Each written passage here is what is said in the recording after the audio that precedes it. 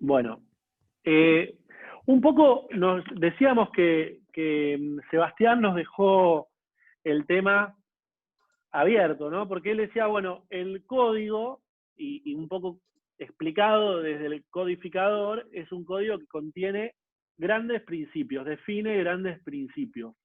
Y es un código que tiene normas de carácter general y que es complementado por las leyes particulares y por las convenciones particulares también, ¿no? Entonces, parte de los principios que nosotros ahora hablamos de principios informantes, pero también han sido los que llamamos los principios generales del derecho, el código esta vez los decide el legislador, digamos, explicitar al principio del código, ¿no? En los primeros artículos, a partir del artículo 9, cuando en el capítulo 3, cuando el código eh, menciona el ejercicio de los derechos, establece una serie de principios que son pautas que se van a utilizar para interpretar el derecho.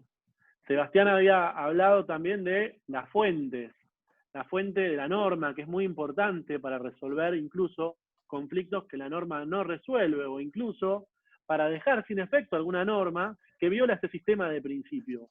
Sobre estos principios, que no son estancos, que se modifican a lo largo del tiempo y que la forma de interpretar y aplicar estos principios tampoco es estática, se apoya un poco todo el sistema normativo y se utilizan para interpretar, integrar y encontrar el verdadero sentido de las normas.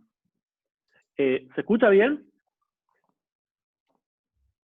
¿Sí? Sí, Sí, Per perfecto. perfecto.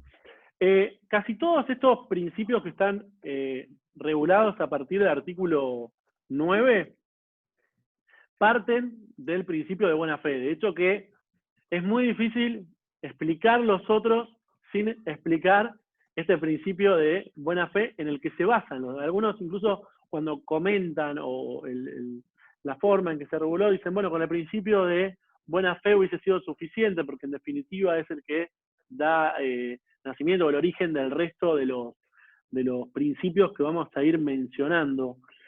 Tiene un rol preponderante este principio y en el derecho comercial tiene especial relevancia.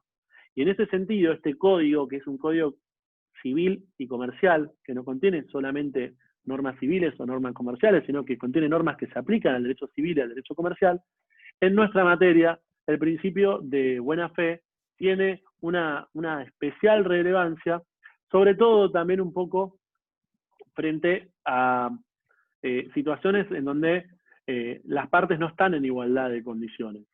Y a veces, o también cuando pueden llegar a estar en igualdad de condiciones, pero el contrato requiere ser aplicado en base a esta confianza que dio origen, a esta verdadera intención que las partes tuvieron a la hora de vincularse. Y en este sentido, el principio de buena fe, regulado en el artículo 9, es de suma relevancia. ¿Qué dice el artículo 9? El artículo 9 dice que los derechos tienen que ejercerse de buena fe. Y este principio no dice mucho más que esto el artículo 9, y a la vez dice un montón. ¿Por qué? ¿Qué es esto de ejercerse de buena fe? La buena fe alude justamente a un estándar de conducta, alude a lo que se espera del otro, ¿no? Ustedes probablemente, no sé si acá alguno de ustedes quiere participar, ¿no? Pero probablemente hayan estudiado el principio de buena fe en otras materias y desde las dos variables que se las estudia. ¿Les suena esto? ¿Estamos hablando? sí, es más para teoría. Yo cursé el cuatrimestre Sí. pasado, siempre se habla de buena fe ante la unidad y varios temas más. Ya creo que desde civil nos enseñaron. Y bueno, y un poco el principio de buena fe se basa o se origina en este principio general de no dañar, ¿no? De no perjudicar al otro. Se alude cuando se dicen, bueno, los derechos tienen que ejercerse de buena fe.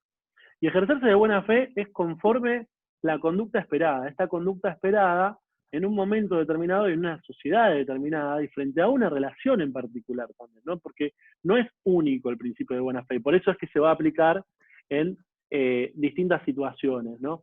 Alude a esta lealtad que se deben las partes en el curso de la relación. Esto quiere decir, desde el momento en que dan nacimiento a la relación obligacional, a partir de la oferta del contrato, desde la proposición, hasta el momento de la celebración y ejecución.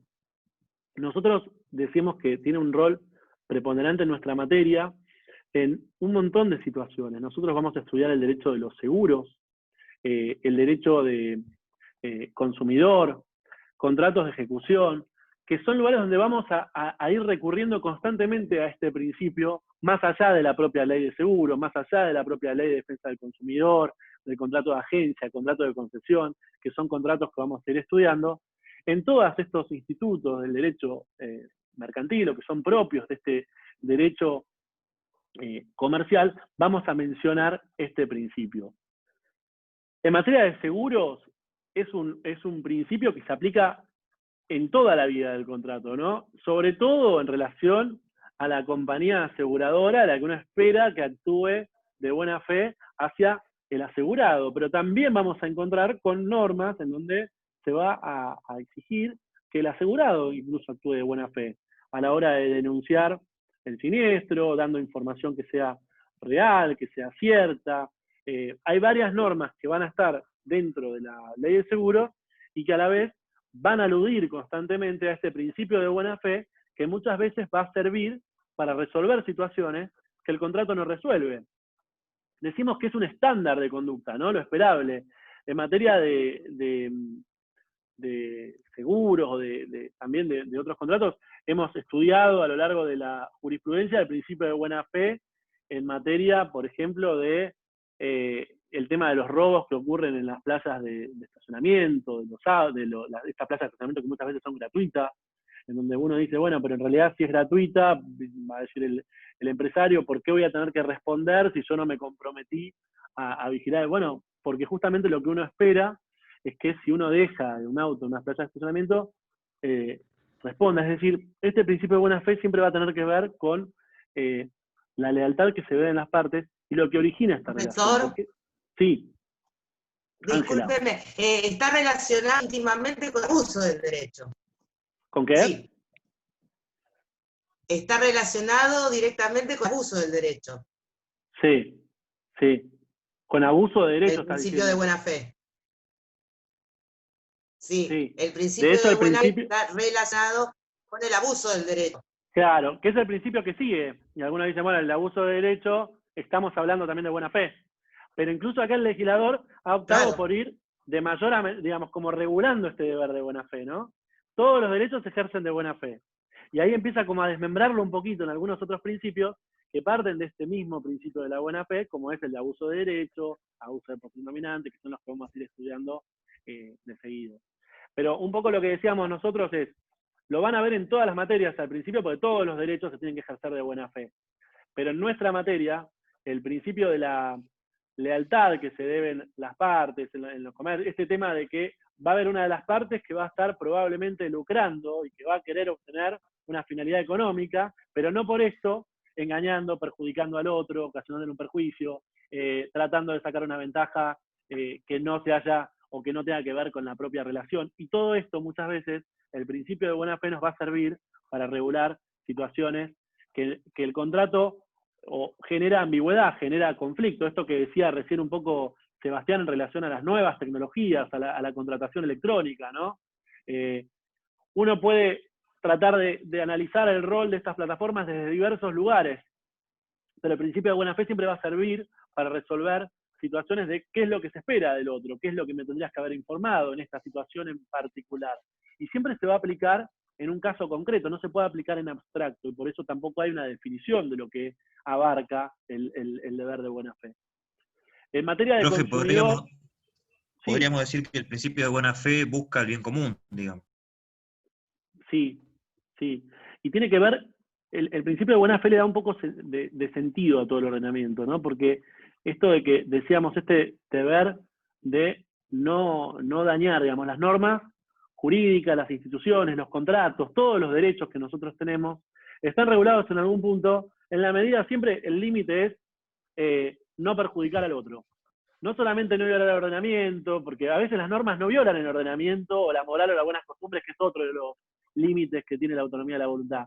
Pero el modo en que se ejerce este derecho, como decía ahí la compañera, como decía Ángela, si uno abusa del derecho que tiene, y quizá esto viola el deber de buena fe, qué sé yo, un interés que sea demasiado usurario, una información que se informa pero no se informa adecuadamente, sino que se da en letra chiquitita para que no se entienda, para que no se comprenda. Acá también hay este deber que sí, tiene que ver con el bien común, como vos decís, y particularmente con que las normas no están hechas para perjudicar a otro. Profe, ¿ahí entraría en juego también lo que es buena fe, lealtad? Claro, las dos pautas, ¿no? La buena fe, lealtad y la buena fe, creencia. Esto que Sí. qué es lo que el otro espera de vos, qué es lo que entendió. ¿Y quién es lo que entendió? Bueno, lo que una situación, otra persona, el deber de buena fe se analiza siempre, decíamos, en un caso concreto y comparándolo con situaciones análogas. ¿Qué es lo que hubiera hecho otro ciudadano común en la misma situación? ¿Qué es lo que hubiera esperado, ¿no? Entonces, ¿vos qué esperabas? Y que si yo contrato un seguro, que me asegure.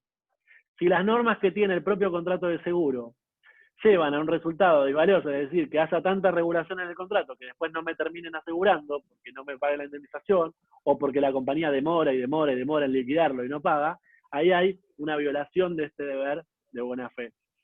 Lo vamos a ir viendo a lo largo del cuatrimestre en muchos casos concretos, ¿no? En materia de contratos de ejecución continuada, que son estos contratos que se prolongan en el tiempo, el contrato de agencia, concesión, suministro, que son contratos que habitualmente se celebran entre empresas.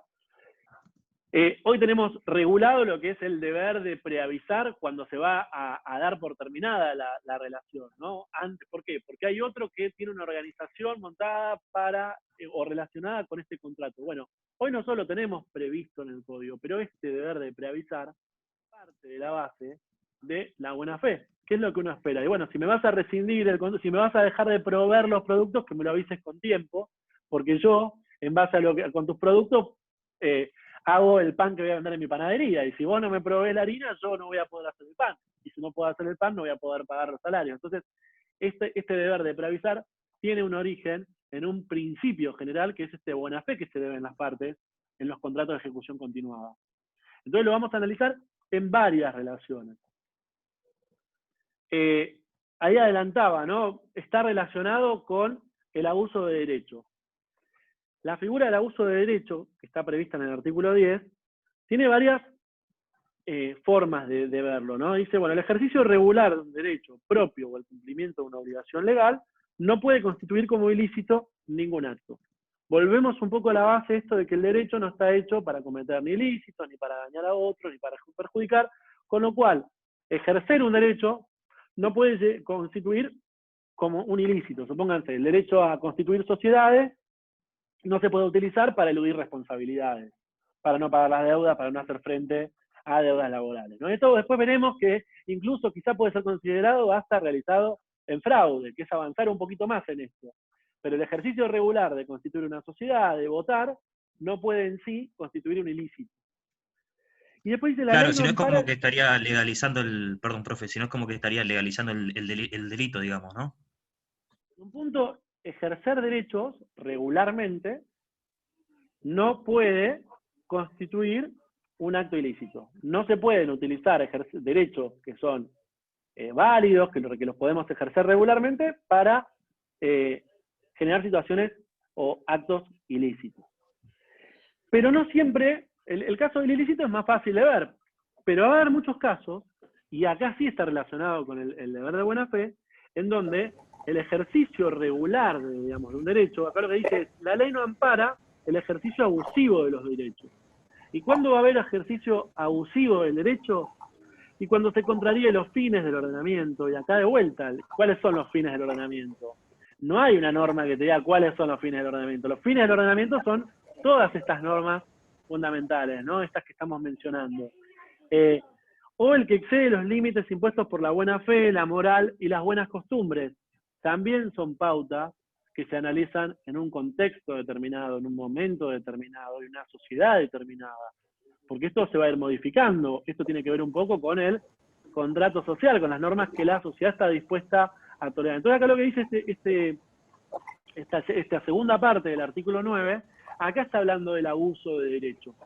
El ejercicio abusivo del derecho es cuando se ejerce el derecho de modo tal que se está violando normas fundamentales, que son límites que tiene todo ordenamiento, como es la buena fe, la moral y las buenas costumbres. Pensemos en este derecho. Perdón, Profe. ¿puedo interrumpir un ratito?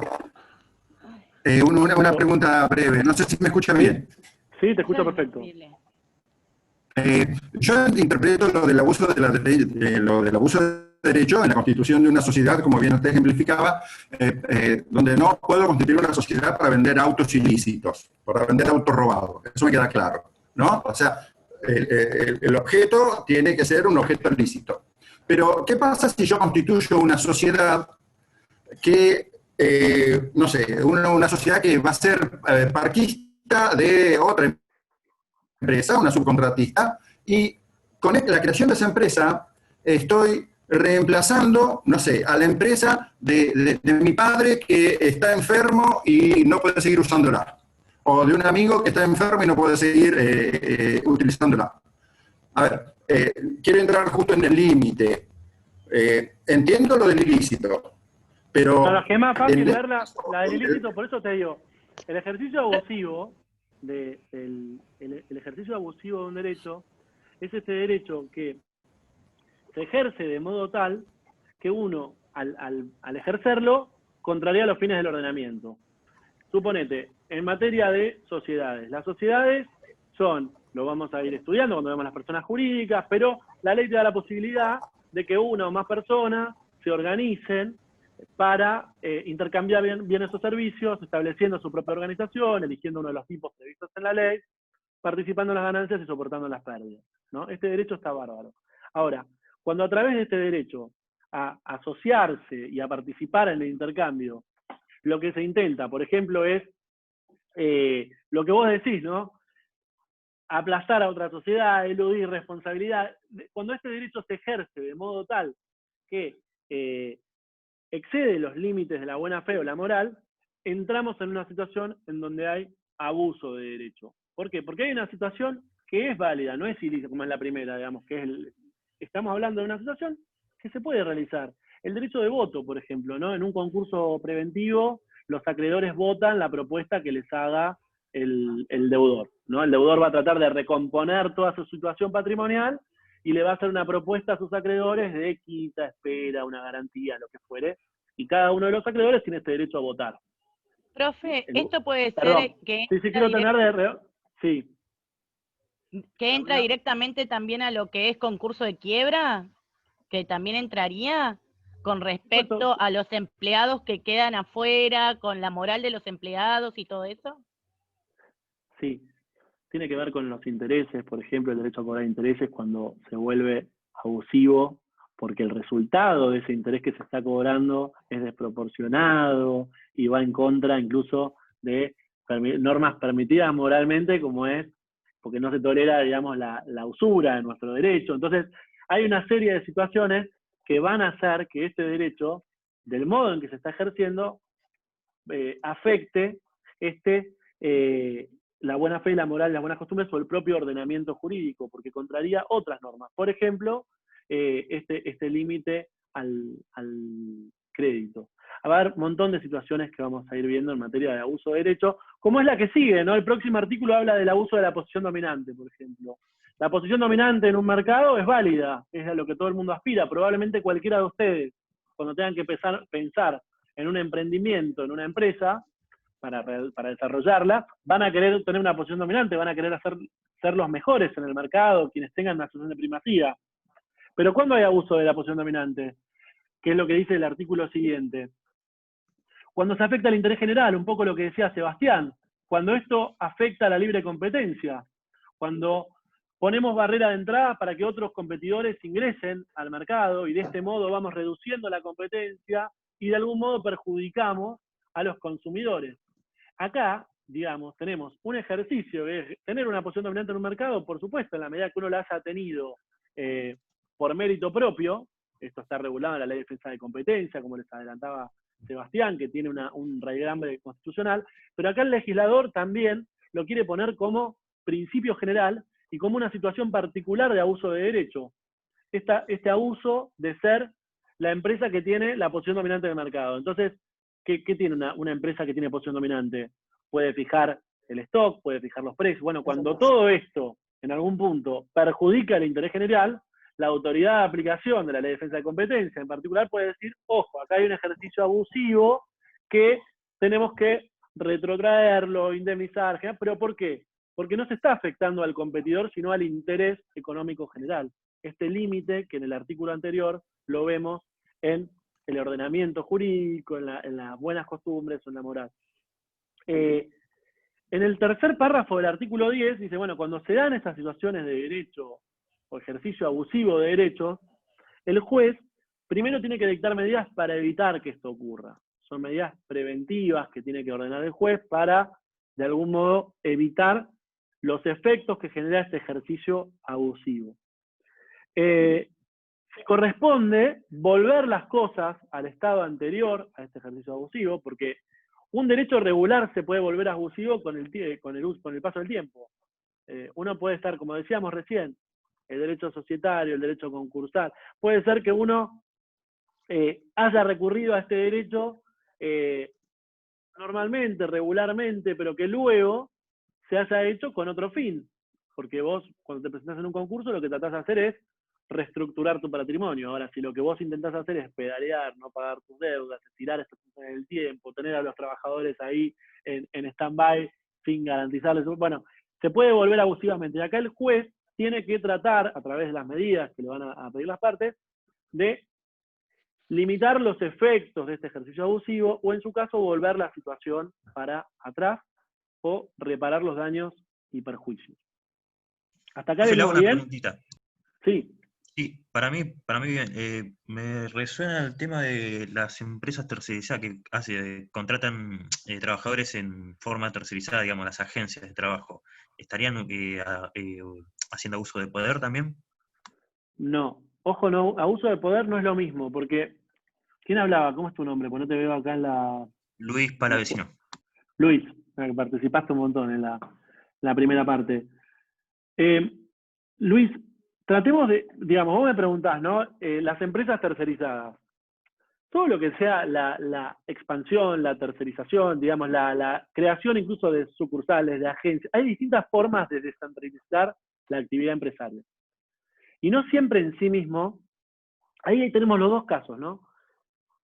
Descentralizar se puede hacer, porque no está prohibido. En un punto se permite, hay institutos para hacerlo, ¿no? Incluso a través de la creación de distintas empresas. La propia ley de sociedades te permite tener sucursales, te permite escindirte. Hay un montón de situaciones, y vamos a ver contratos de agencia, vamos a ver un montón de contratos que son válidos.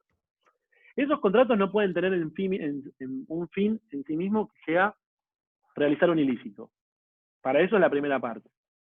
Pero tampoco ejercer regularmente esa actividad puede realizarse en forma abusiva. Entonces, lo que vos me preguntás yo no te lo puedo responder en términos generales, sino que hay que ver en una situación en particular si eso se está realizando en perjuicio del ordenamiento, de la moral y las buenas costumbres, o del orden público, como establece la ley, del principio de buena fe. Porque puede ser que no se determine esta situación. Por eso hay que ir al caso concreto en particular y no tratar de verlo globalmente en toda la situación. No, todos los concursos están mal, todas las quiebras están mal, no. Por el contrario, son herramientas que el ordenamiento prevé, en donde uno tiene derecho a utilizarlas, a recurrir a ellas. Lo que no puede hacer es ejercer estos derechos de manera abusiva. Y acá tenemos que ver una situación en particular, un resultado disvalioso que se produce, que no es el que esperábamos para esa situación, ¿entendés? Entonces no siempre la tercerización tiene que ver con un ejercicio abusivo. Porque, por ejemplo, no sé, en tribunales yo pienso está tercerizado el servicio de limpieza. No lo presta la propia institución. Pero eso no es abusivo en sí mismo, todo lo contrario. Perdón, profe, Sí. pero yo lo digo por el tema del artículo 14 que figura en la Constitución. Sí, pero el 14 es... Ahí hay un perro que ladra. El artículo 14 de la Constitución, no sé, a qué parte te estás refiriendo, pero es un artículo El amplio. 14 bis, perdón. Bueno, el 14 bis, que garantiza todo el tema de los derechos sociales, toda esta profundización que produjo en la Constitución. No necesariamente tercerizar es violar el 14 bis. No, perdón, pero yo como experiencia personal me tocó trabajar en varias agencias y cuando me daban, o sea, en vez de despedirte, te dan de baja y te envían a trabajar a otra agencia, pero lejos está el aguinaldo, la liquidación o lo que fuese. Bueno, pero vos ahí, por eso te digo, nosotros lo que tenemos que tratar de pensar en la carrera en la que elegimos, en la que estamos estudiando, es que no todo es lo mismo y no todo cae en el mismo saco, ¿no? Hay que analizar en particular cada una de las situaciones. Si vos lo que me decís es, yo desde una experiencia personal, porque llevaba incluso la contabilidad de esta empresa o porque trabajaba y lo conocía, sé que esta empresa lo hacía para eludir una responsabilidad laboral o para no pagar un... Bueno, esa conducta está mal, es reprochable, por diversas razones, incluso puede esconder un fraude, puede tener que ver con un montón de situaciones. Pero yo lo que digo, Luis, que es importante no generalizar todas las situaciones. Cuando uno dice, bueno, porque se terceriza, no necesariamente la tercerización tiene que ver con precarizar.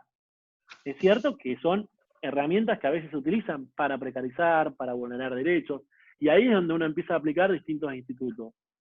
Pero justamente los principios, que esto de que decimos grandes principios, no regulan situaciones específicas, sino que en general ningún derecho se puede ejercer abusivamente. Ningún derecho que tengamos amparado se puede ejercer violando, porque esto es una norma basal y fundamental de nuestro ordenamiento. El no perjudicar a otro, el no perjudicar el propio ordenamiento o afectarlo, es una garantía que debemos respetar por un tema de orden social. Entonces, puede haber muchos derechos que se ejerzan abusivamente, particularmente llevándolo a nuestra materia. Tenemos muchas veces el voto en los concursos, el derecho de voto incluso dentro de las sociedades, que a veces hay socios que abusan de este poder de fiscalizar para obstruir decisiones, el abuso de la mayoría societaria, que por tener una mayoría y tener las acciones suficientes como para tomar todas las decisiones, no respeta a la minoría. Vamos a ir viendo una serie de normas donde va a haber ejercicio abusivo de los derechos. Después, en el artículo 12, se regula lo que es el orden público y fraude a la ley. También como límite a las convenciones particulares. Hay normas que son, o porque tienen rango superior, constitucional o amparado incluso en tratados internacionales, o porque el propio legislador establece que son de orden público, que son inderogables para las partes. Esta es la primera parte, ¿no? Establece un límite a la autonomía de la voluntad. Las convenciones particulares no pueden dejar sin efecto leyes en cuya inobservancia esté el interesado del orden público. Nosotros vamos a ver, o ustedes van a estudiar en esta unidad 1, por ejemplo, el arbitraje. ¿En qué situaciones se puede recurrir al arbitraje? Bueno, se puede recurrir al arbitraje como método más alternativo para solucionar un conflicto más rápido, donde las partes pueden elegir quién va a resolver la controversia, en qué plazo, el método, pero no se puede utilizar cuando haya normas de orden público involucradas. ¿Cuáles son estas normas? Derechos de los trabajadores, naturaleza penal, de consumidor, que tengan que ver con el estado y capacidad de las personas. Es decir, hay ciertas normas que por el rango que tienen son de orden público y por lo tanto operan como un límite a la autonomía de voluntad de las partes. Por más que haya habido comunicación a la contraria, que se haya informado, en este caso no se van a poder dejar sin efecto. ¿Entienden cómo funciona el tema del orden público? Por otro lado, la segunda parte del artículo refiere a lo que es el fraude a la ley, que antes nosotros estudiábamos en el Instituto del Fraude, de la simulación. Hoy directamente el legislador, dice en el segundo párrafo, regula este fraude a la ley, que después va a estar en otras normas en particular también regulado, pero dice el acto del cual se invoque el amparo de un texto legal que persiga un resultado sustancialmente análogo al prohibido por una norma imperativa, se considera otorgado en fraude a la ley. En ese caso, el acto debe someterse a la norma imperativa que se trata de eludir. Acá apunta el legislador al resultado y no tanto al instituto que se utiliza. Tenemos un acto cuyo resultado es contrario a la ley. ¿Por qué es contrario a la ley? Porque hay normas que lo prohíben. El caso que decías vos, Luis, por ejemplo, ¿no? Si a través de una tercerización o de una sociedad uno elude responsabilidades laborales, se va a aplicar la ley laboral y no la ley que se utilizó o el recurso que se haya utilizado para eludir esa norma que es imperativa. Entonces, acá entra el fraude, entra la simulación, hay distintas simulaciones a través de diversas maniobras o artilugios, a través de una norma o un instituto legal, se logra un resultado sustancialmente igual al que otra norma prohíbe. Esto también es un principio general a la hora de resolver un montón de situaciones. Porque si vos tenés el Banco Central que regula determinadas conductas, si aparece una empresa que a través de determinadas normas o explicándote que la aplicación en realidad no es una actividad financiera, pero en realidad estás ejerciendo actividad financiera, se va a aplicar la normativa de las entidades financieras. Esto lo vamos a tener regulado en materia de bancos, por ejemplo. Pero esto también es un principio general. Luego, esto es lo que estuvimos recién un poco diciendo, este PowerPoint entonces los voy a compartir. Tenemos en el artículo 13 el tema de la renuncia. Se prohíbe renunciar en general a las leyes, pero sí se pueden limitar los efectos en la medida que no se viole el orden público. Esto también nosotros vamos a encontrar muchas normas, por ejemplo la ley de defensa del consumidor, también la ley de seguros, en donde hay determinados casos en donde uno puede restringir determinados efectos, uno puede limitar la responsabilidad en algún punto, pero nunca, por más que esté escrito o pactado, se puede renunciar en general a la aplicación de una ley. Se pueden limitar los efectos. Esto en materia de indemnizaciones, uno puede pactar libremente, pero también opera como un límite a la autonomía de la voluntad y apunta un poco a esto que veíamos en la introducción que daba Sebastián, a estas normas del código que apuntan a garantizar un poco la igualdad, ¿no? Que no haya una vulneración de derechos y una imposición muchas veces de renunciar a ciertas normas que no se van a poder renunciar si son de carácter de orden público. Y después estos no son principios, sino que son categorías. Acá ustedes cuando tengan el PowerPoint van a poder entrar a ver un poco la doctrina del fallo Alavi, que lo vamos a trabajar bien cuando veamos la legitimación de las asociaciones de defensa del consumidor. Pero vamos a ver que los derechos que están regulados en el código van a tener por lo menos dos categorías, ¿no? Derechos individuales y derechos de incidencia colectiva. Que en donde la diferencia sustancial de ambos es quién ejerce cada uno de estos derechos. Los derechos individuales son aquellos derechos que atañen exclusivamente a su titular. Entonces, el interesado en reclamar estos derechos y en que se cumplan es el propio titular de los derechos. Es decir, la legitimación activa la va a tener el sujeto titular de este derecho. Si yo tengo derecho a que me den una factura, yo podré exigir que me den la factura, yo podré exigir a que me entreguen la mercadería, pero ese derecho yo decido si lo ejerzo. Eso es lo que se llama un derecho individual, donde la legitimación activa la insta y la impulsa únicamente el sujeto titular de este derecho. Pero también hay determinadas categorías de derechos en donde está en juego el interés general y en donde la legitimación no va a estar solamente en cabeza del titular de ese derecho, sino del grupo damnificado o de la sociedad en general, ¿no? Y acá tenemos estos derechos que tienen que ver con el derecho al ambiente, el derecho del consumo, que son estos derechos en donde la legitimación no va a estar solamente en cabeza del sujeto titular, sino del grupo que lo representa, del defensor del pueblo, de las asociaciones, también lo vamos a ir trabajando. En el fallo Alavi se hace una diferenciación en las 3 formas de ejercer estos derechos: derecho individual, los derechos de intereses colectivas, y en los que están en juego intereses individuales homogéneos a un grupo determinado. Esto en cuanto a los principios que tenemos regulados en el Código Civil y Comercial para ejercer el resto de los derechos que vamos a encontrar. Pero no se derogaron, y también vamos a encontrar algunos de estos grandes principios que tienen que ver con nuestra materia, que es la que nosotros nos propusimos estudiar desde la clase pasada, ¿no? Que son principios generales que se mantienen vigentes y que caracterizan y que le dan sentido. Y cuando al principio de la clase decíamos son principios informantes, porque en un punto nos orientan sobre cómo hay que aplicar este derecho comercial. El principio de publicidad, un poco Sebastián ahí se los ponía a ustedes cuando en la filmina que estaba el tema de la FIP, IGJ, todo el tema de los registros, la publicidad en materia mercantil, desde que el comerciante en algún punto se matriculaba, hasta la obligación que hoy tienen las empresas de llevar contabilidad. El principio de publicidad es un principio que en materia de comercio es muy importante.